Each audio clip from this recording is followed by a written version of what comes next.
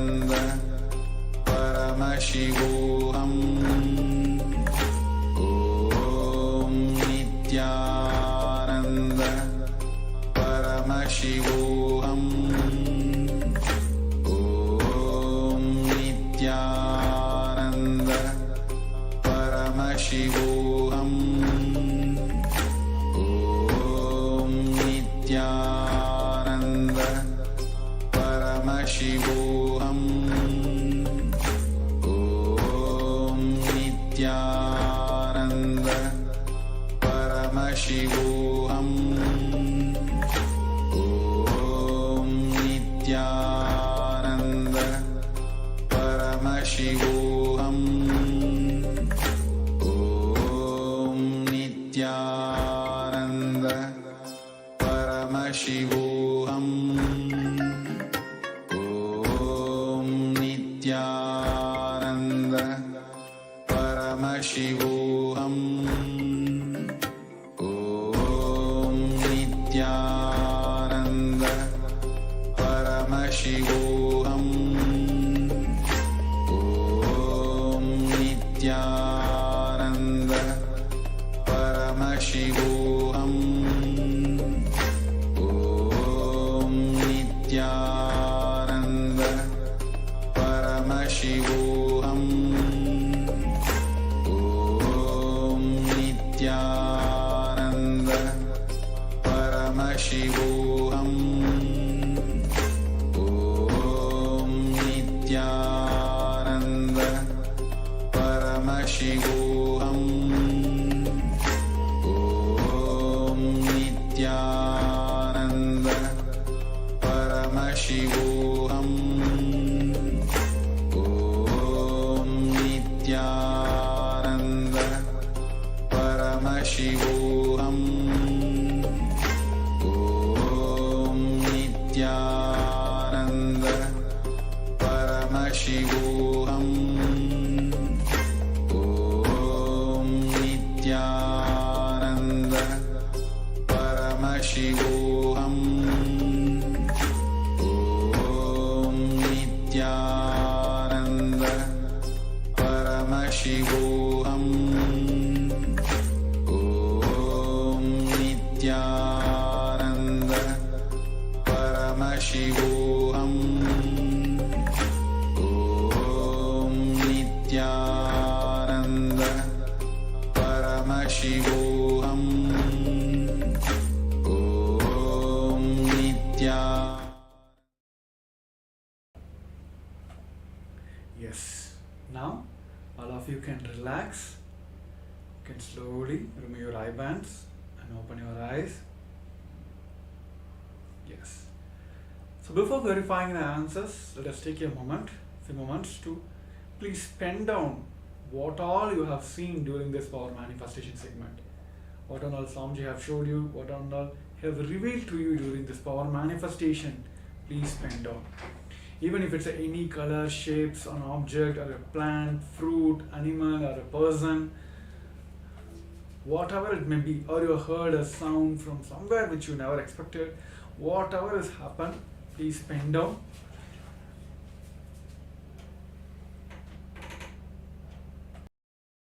Please do use a Zoom chats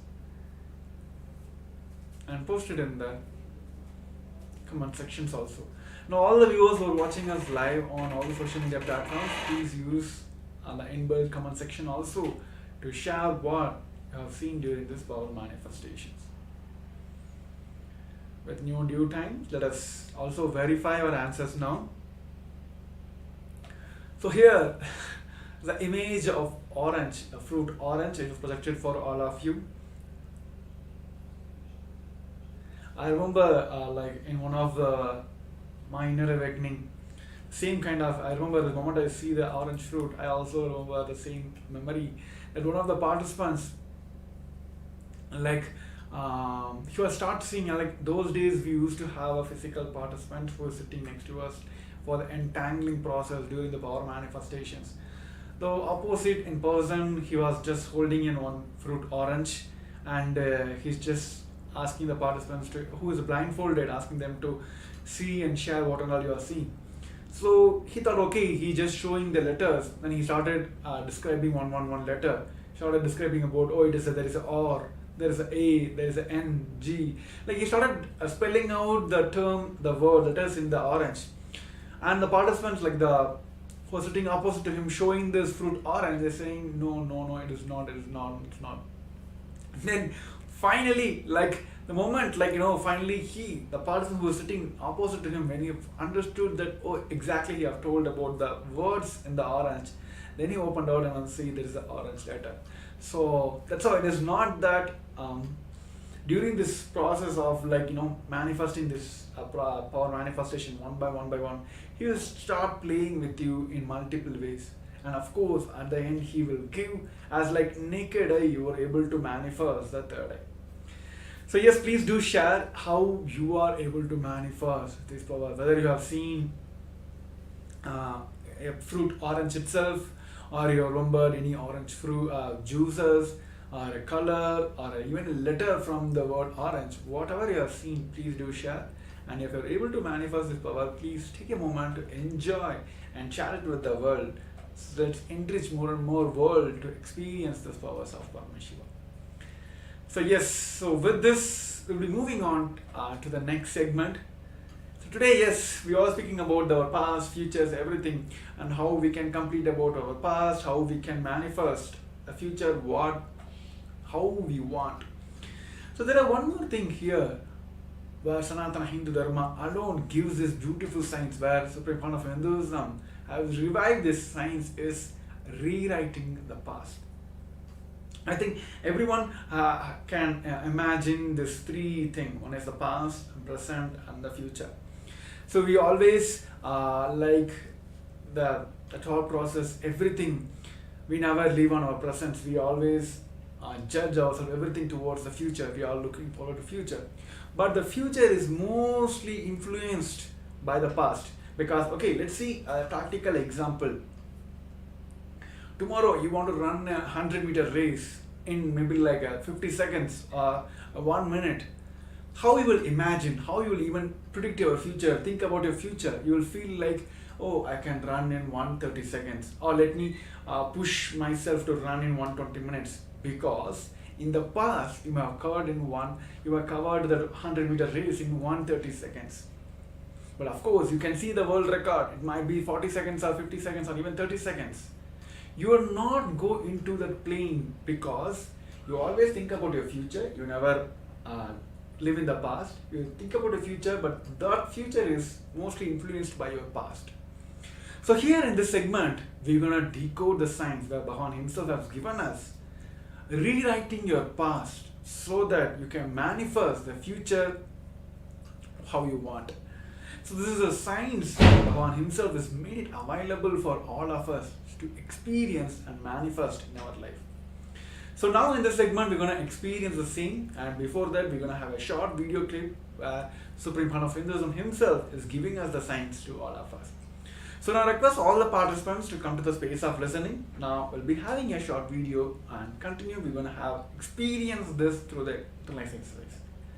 So yes.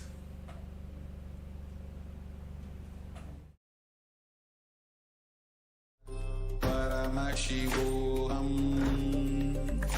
Om Nithyananda. Paramashivoham. Om Nithyananda. Paramashivoham. Om Nithyananda.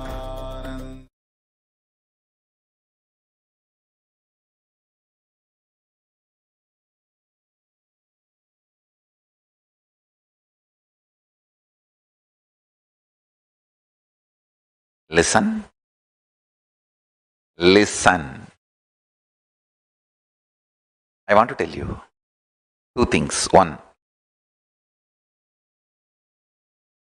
the scientific values. I was studying what makes something as a science, the definition of science, what makes something as philosophy, what makes something as mythology, what makes something as history.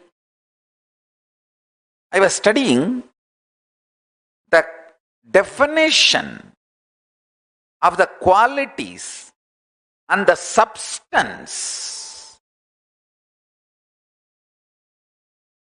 What is the substance and what is the quality?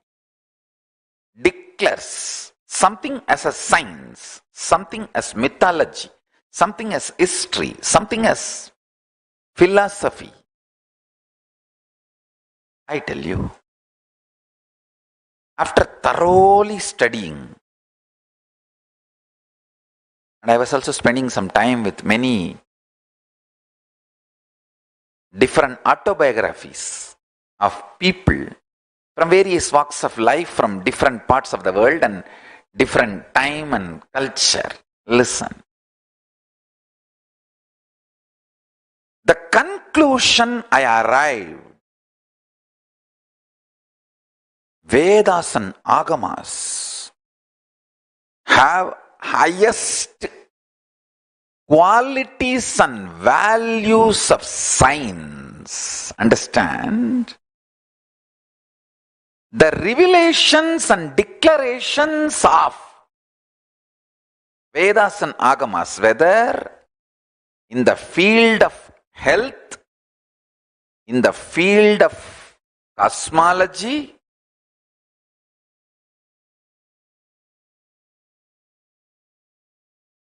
from simple healing your stomach pain to knowing the whole cosmos.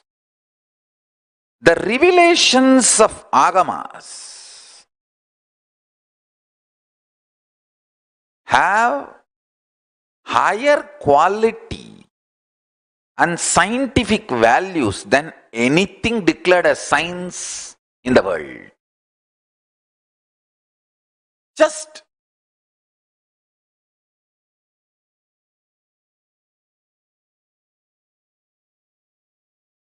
I need to wake the whole world to this reality.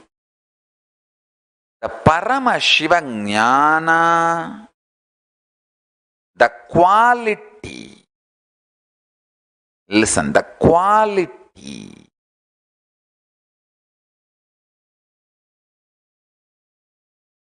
the values declared as the definition for defining something as a science. One example, that objectivity, ability to reproduce, reproducibility. There are multiple qualities of science. If you conduct an experiment, if you conduct a trial, if you observe, it should match all these scales. Only then you can call something as science. Those basic values, substance which makes science a science. If you see the declarations and revelations of the Vedic Agamic truths, what is revealed in Vedagamic truths is more scientific than anything called science on the planet Earth. My life's mission is to make humanity wake up to that reality.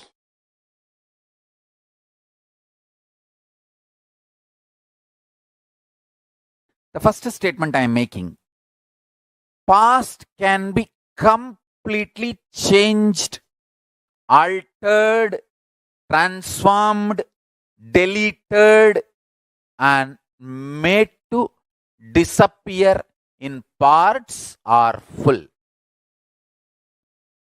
and rewritten as we want. I do not want to leave any doubt. That is why multiple words I am using. Past can be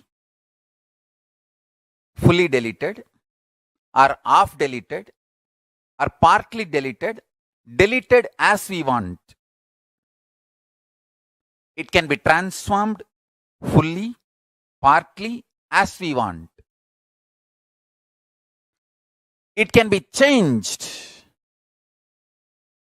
rewritten fully, partly, or as we want. Understand?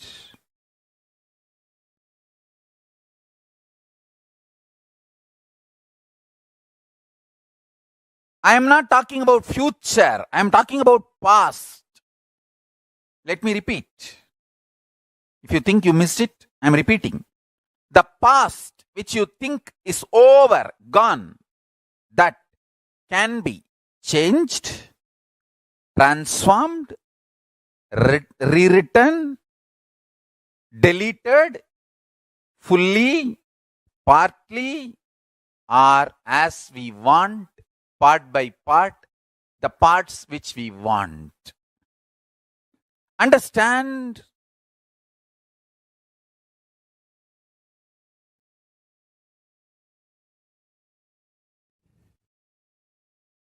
I'll tell you one small incident. I used to make a lot of beautiful deities in clay.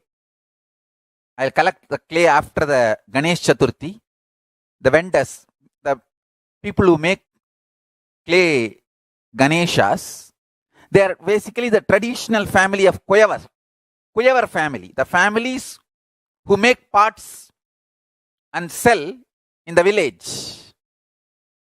That families, they make Ganesha during the Ganesh Chaturthi. They bring clay from their lake nearby their house and bring it to the main center of the small town. I don't want to say town. Those days it was not town. It was a small town. They bring the clay and make Ganesha and sell, and the remaining clay they just leave it and go. And the local shop owners, they feel that remaining clay is a big headache to remove. I'll go and collect all of it and start making deities out of it. So I used to make a lot of deities and keep for Navaratri and make Navaratri Utsavam. My neighbor, all my neighbors were part of larger family. So my neighbor, one of my grandmother, either they are part of the blood relatives or distant relatives or literally like a friends and same family. And neighbor,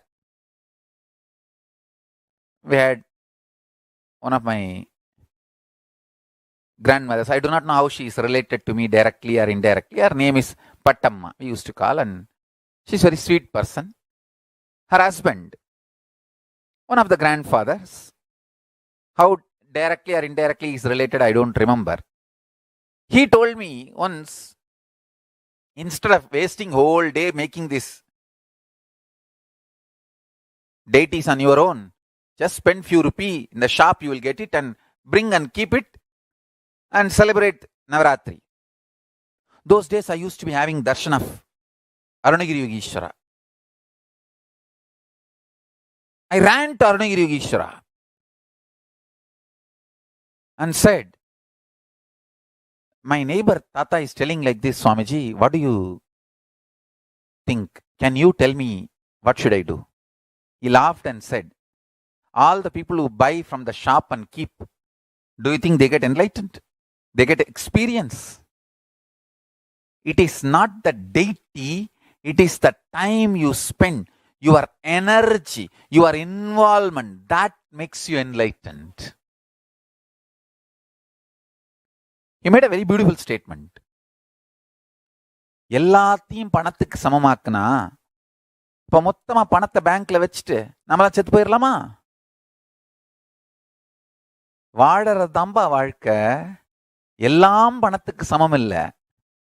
He told beautifully, living is life, not everything is equivalent to money. If everything is equivalent to money, we can put all the money in the bank and then die. Is that life? Understand? The click I had with Arunagiri Yogeshwara, with this teaching, he was telling, our involvement makes life. Our living makes the life. Then I realized why Parivrajaka. I used to think, those days, Paramacharya, we used to hear regularly, Paramacharya is walking from one place to another place. After 15 days, we will hear that he has moved to a nearby village. I used to think, why 15 days we have to waste by going by walk? We can hire a bicycle. Those days, the bicycles used to be hired. In the villages, they will give the bicycle for hiring. 1 hour, 60 paise. For 1 hour, the hiring charge is 60 paise. If you take 2 hours, 1 rupee. 20 paise discount. The bicycle they will give for lending. Lending bicycle used to be the tradition those days. I used to think, even then I never used to think that let us have a car and all that. We can just hire a bicycle for Acharya and he can bicycle and go to the next village within 1 day. Why 15 days wasting? I used to think. Now I understand.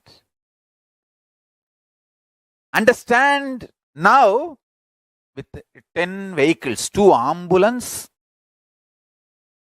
kitchen caravan, restroom caravan, 10 vehicle, I am making people walk.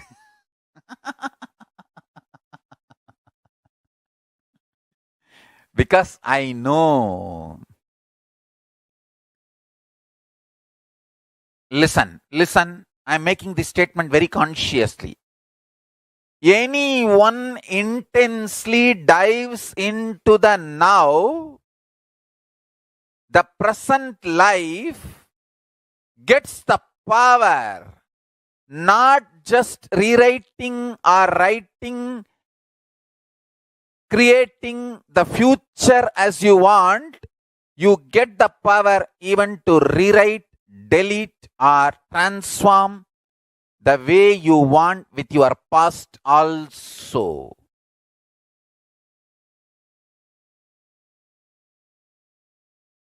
You may think Swamiji will always exaggerate. No. If you think I always exaggerate, you are man. You are human being. If you think he will tell the truth only, even though it looks like exaggeration, you are my disciple. If you think I always exaggerate, you are just ordinary human being. If you know, yes, it may look exaggeration, but he is always right. In few days I will understand, in few days I will realize what he said. Then you are my disciple.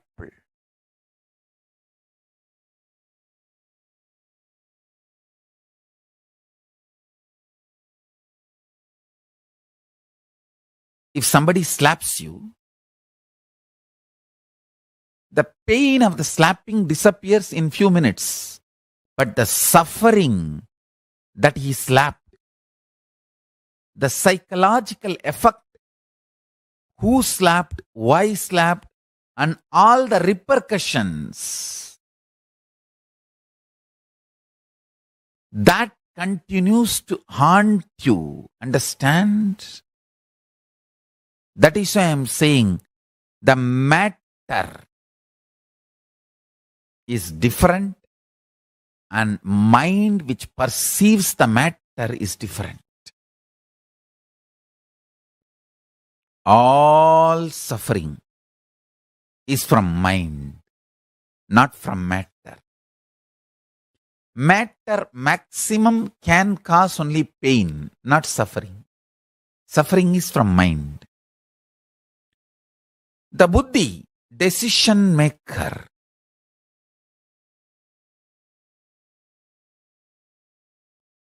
always tries to compromise, knowing the mind is delusion. Understand? That is the biggest problem. See, the buddhi knows the ultimate truth, consciousness, but it always consoles itself. I know this is the highest truth, but this is the practical reality now. So let me respond to it. Understand? Not responding to what you believe as practical reality is the most practical reality. If you want to be really practical, do not respond to what you believe as practical or what is presented to you as practical. Anybody who does not believe in what is presented to him as practical by the mind becomes winner. The most intelligent game in the life is do not believe what is presented to you as practical by the mind, because mind is waiting to get hurt and it is loaded with the wounds of the past. It is going to only repeat the pains of the past into the future or make you believe the pains of the past is going to come into the future, so you can continue to be the slave of the mind. Understand? Mind is like your senior subordinate. He wants to keep you under his control. He can keep only if you are continuously in problem.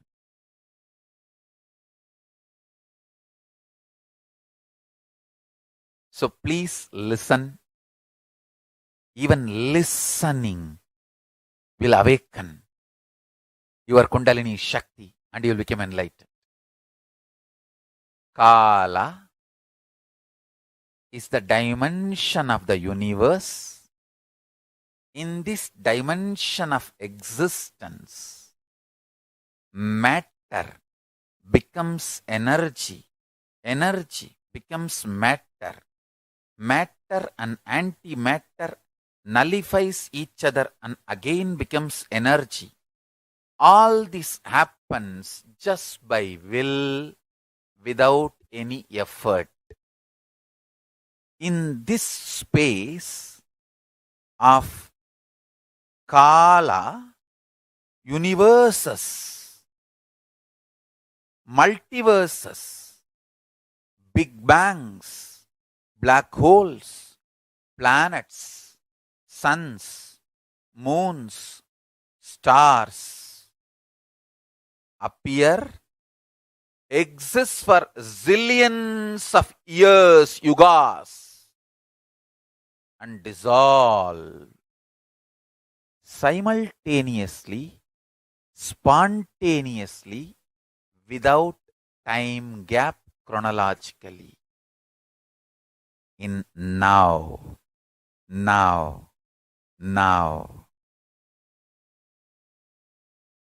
Please zoom out and meditate on this.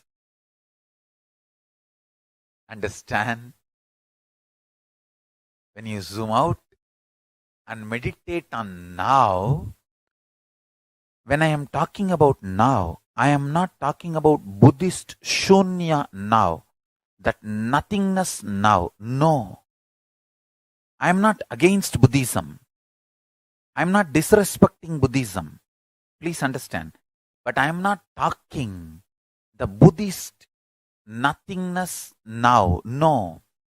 I am talking Hindu Purnatva now.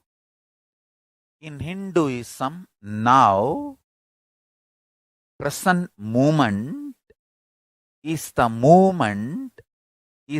time where your consciousness meets Kala, where Kala enters your consciousness.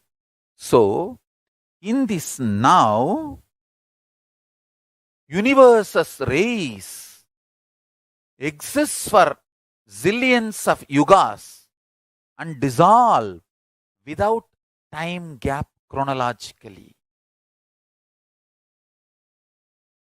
It hurts our brain. How can it exist zillions of years? And the next statement Swamiji is saying, no time gap. I wanted to tell you the idea of zillions of years, trillions of years, billions of years is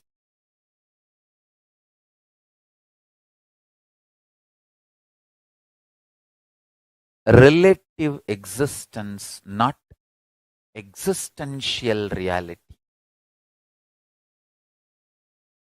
It is relative, not existence. Whoever meditates on the existential reality gets enlightened, gets liberated, downloads powerful strategies for life. Understand? All matured strategies for life, powerful strategies for life comes from Upanishad, Vedas and Agamas. Vedas and Agamas are Akashic records of Kailasa. Please understand.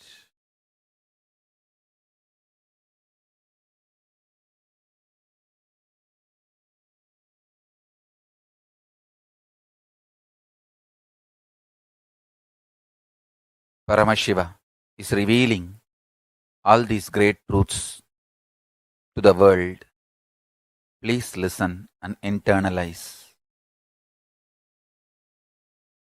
All these truths are independently powerful and capable to make your consciousness into superconsciousness. Your consciousness is the seed. It is a possibility. If you understand these great truths, it can flower into superconsciousness. The seed is waiting to flower to achieve its completion and fulfillment. Listen and cognize these truths. You will achieve completion and fulfillment, ultimate enlightenment. Listen. The first truth.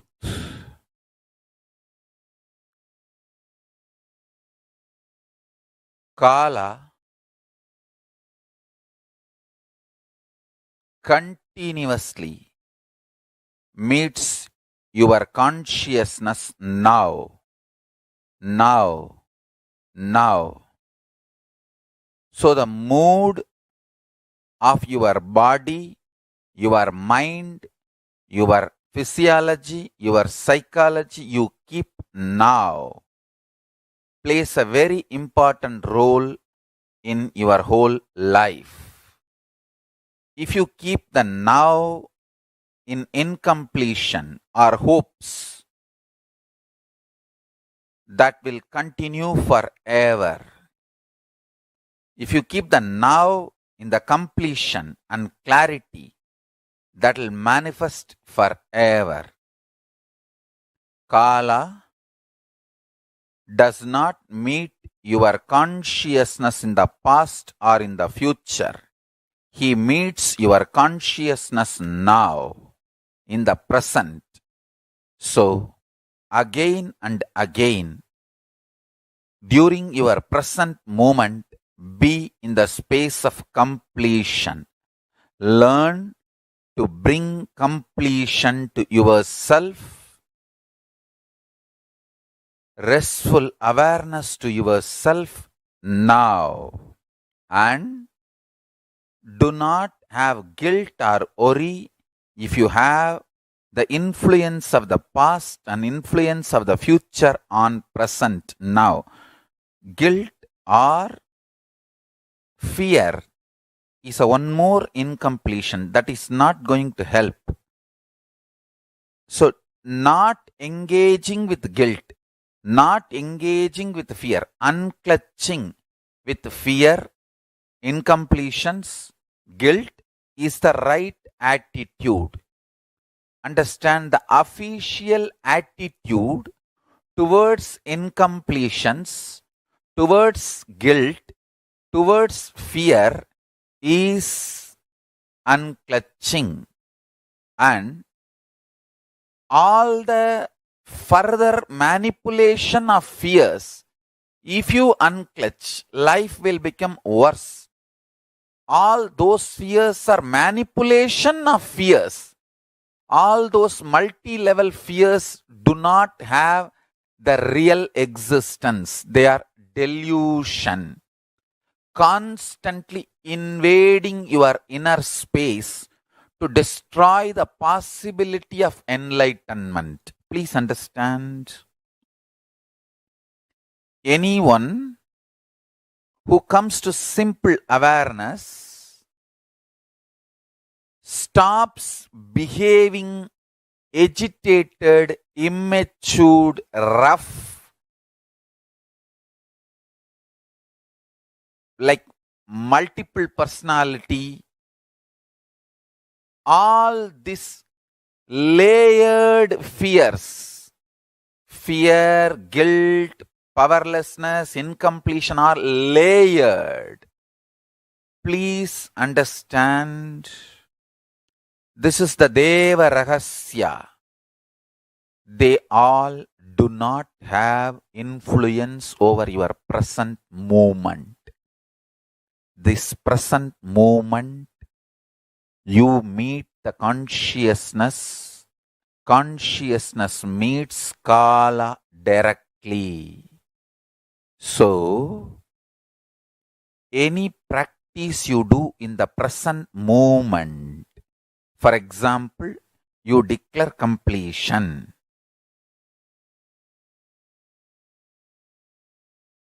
Immediately, even 2000 years of incompletion has no power over you.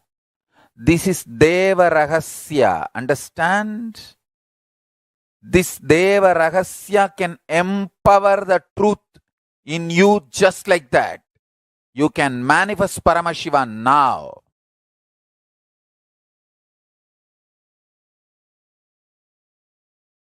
Hinduism not only claims, it declares, not only the future can be built as you want, the past can be altered as you want.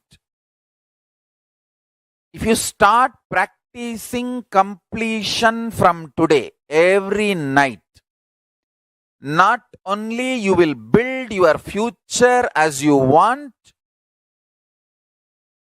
I give you the power to change your past as you want. Start practicing completion intensely, sincerely every day, you will understand. Building the future as you want is possibility. Changing the past as you want is power. Understand?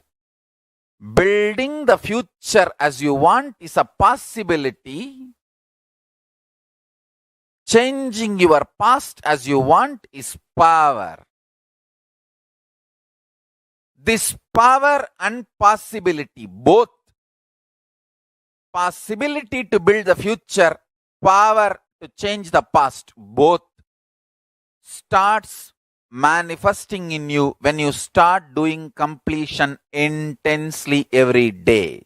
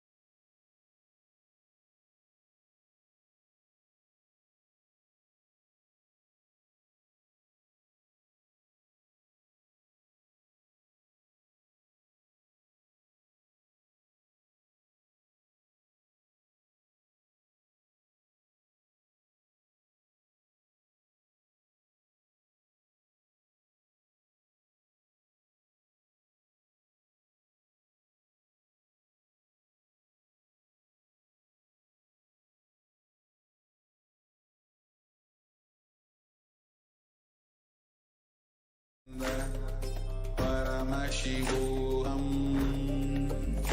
Om Nithyananda. Paramashivoham. Om Nithyananda. Paramashivoham. Om Nithyananda. Paramashivoham. Om Nithyananda. Paramashivoham. Om Nithyananda. Paramashivoham. Om Nithyananda. Paramashivoham. Yes. So now we have heard from the Supreme Pontiff of Hinduism the very science about rewriting our past to manifest the future what we want. Here the cosmic principle, the truth, the main truth is our past can be altered, changed and completely, like you can come out of the entire past, the sense of all the past incompletion you had, all the discomfort moments you had in your life, which is still you carrying, you can come out of that.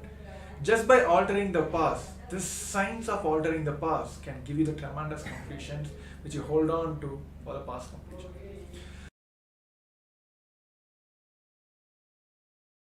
And one more thing is, like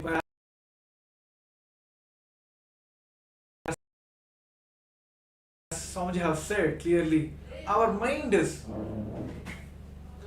just waiting to get hurt. It may put a blame on the past or future expectations, all that. The very principle which we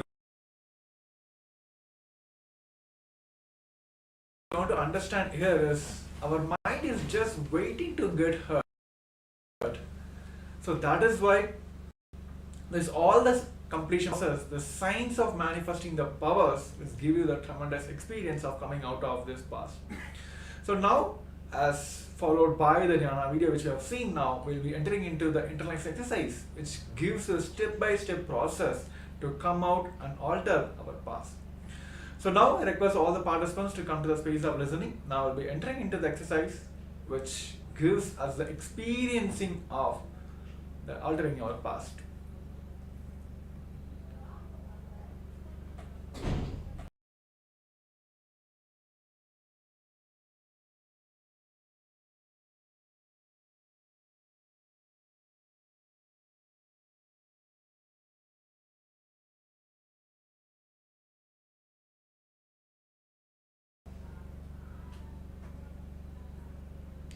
So now we'll be entering into the exercise which Bhagavan himself has given as a Deva Ragasya of rewriting your past to alter your future.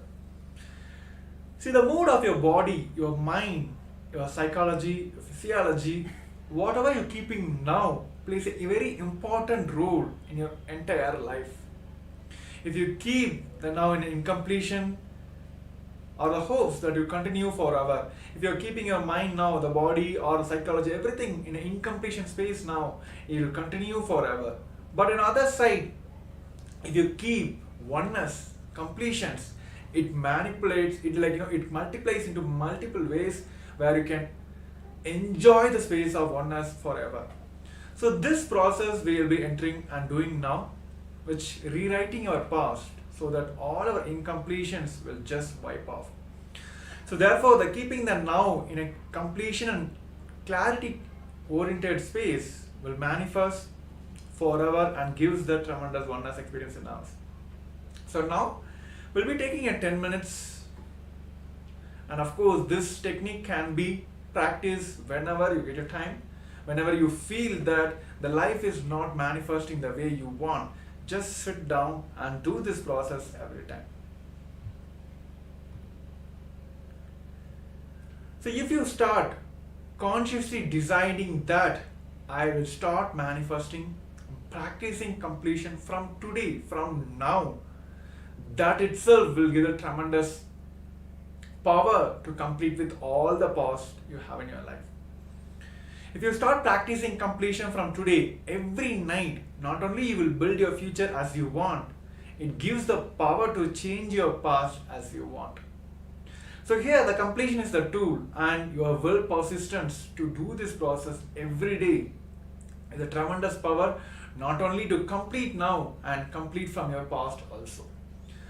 So now request all the participants to sit and consciously decide and practice completion now.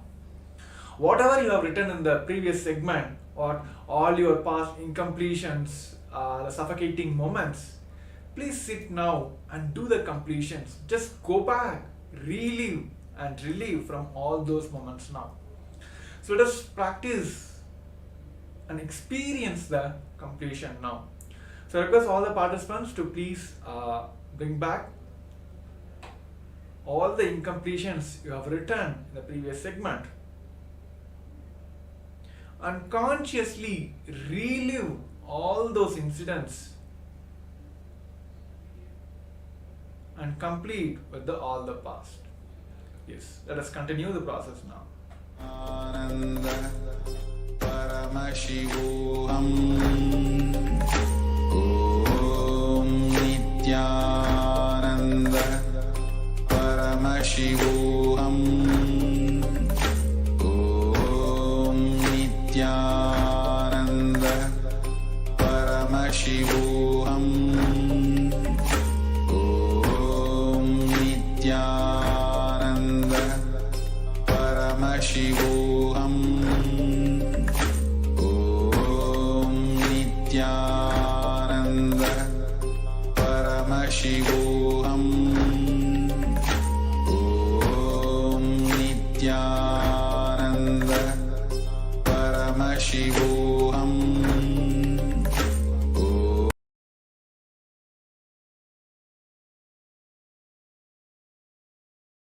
Paramashivoham Om Nithyananda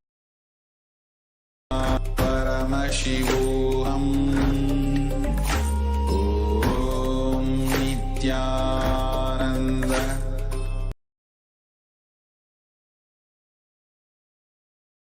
Paramashivoham Om Nithyananda Paramashivoham Om Nithyananda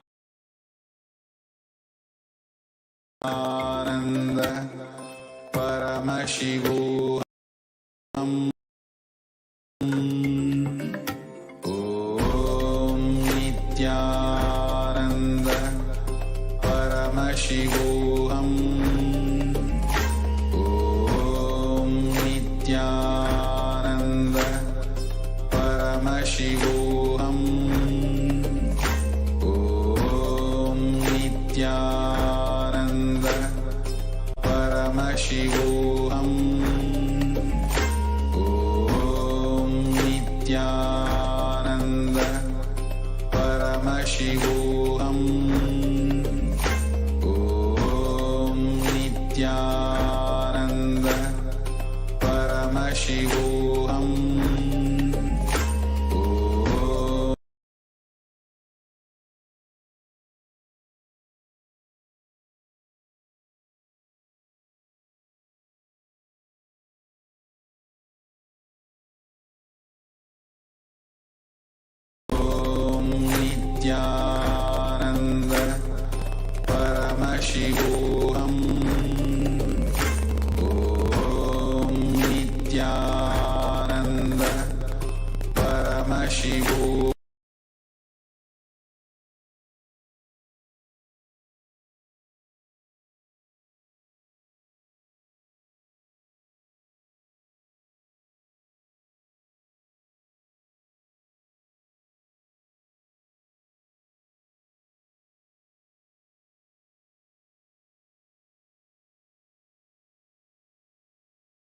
Paramashivoham Om Nithyananda Paramashivoham Om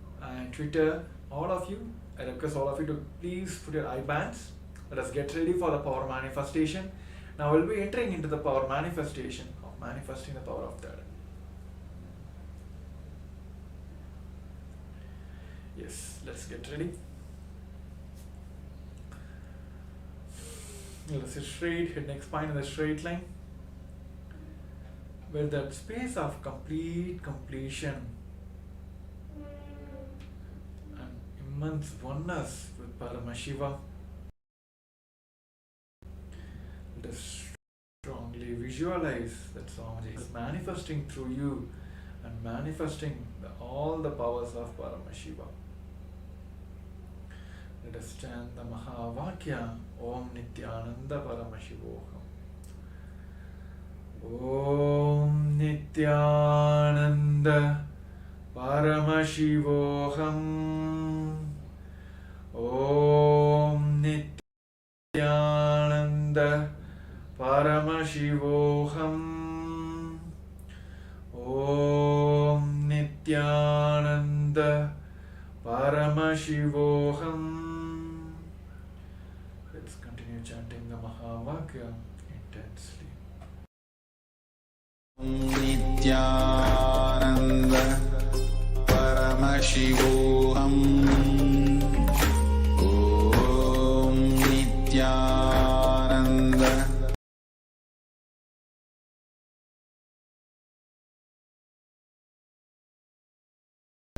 Paramashivoham.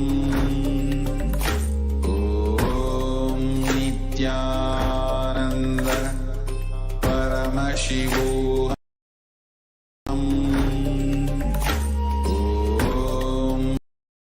Nithyananda Paramashivoham. Om Nithyananda Paramashivoham. Om Nithyananda Paramashivoham. Om Nithyananda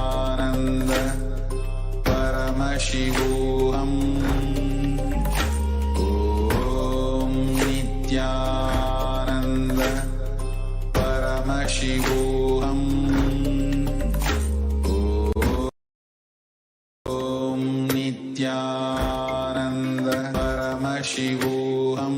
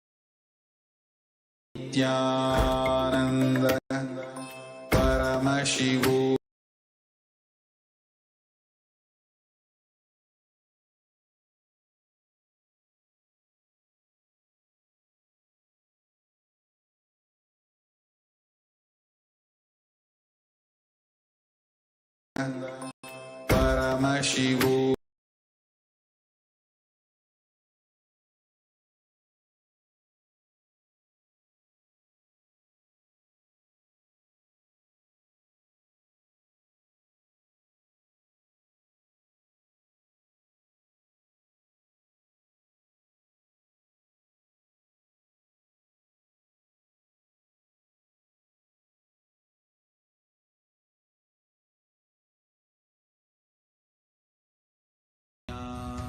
Nithyananda Paramashivoham.